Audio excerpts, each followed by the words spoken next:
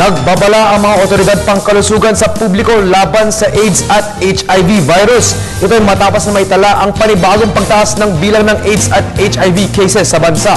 May report si George Bandola.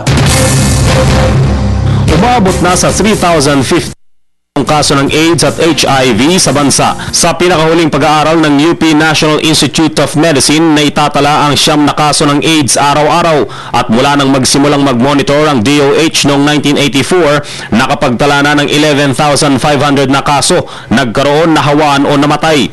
Ayon sa mga manggagamot, isa itong matibay na datos kung bakit kailangang maipatupad ang Reproductive Health Law. HIV cases in the Philippines are from sex.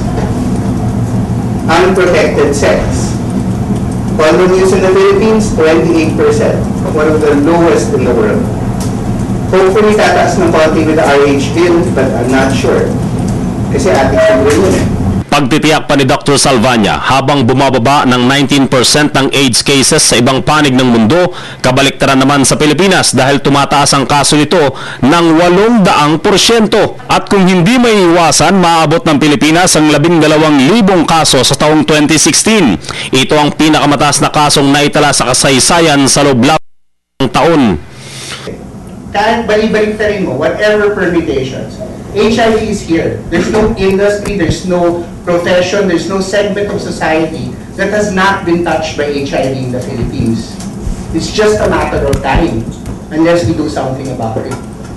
Baka too late na nga. Sinabi ko, if the Philippines ready for a sexual revolution, 10 years ago, tapos na. 20 ulit na tumaas ang kaso ng HIV/AIDS sa Pilipinas mula noong 1984 dahil sa pagiging aktibo sa sex ng Pinoy at taliwas sa mga pinaniniwalaang galing lamang ang ito sa piling industriya, galing ang AIDS at HIV sa ibang mga profesyon. So, una-una nakikita natin na trend is bumabata ng bumabata yung mga taong may HIV. Okay, so these are the youth.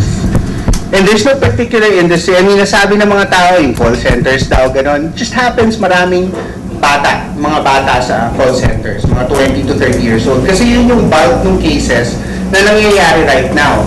Pero like, pinakita ko, JJ, med student. Doktor akong pasyente. May mga lawyers ako na pasyente. May mga media akong pasyente. May mga executives akong pasyente.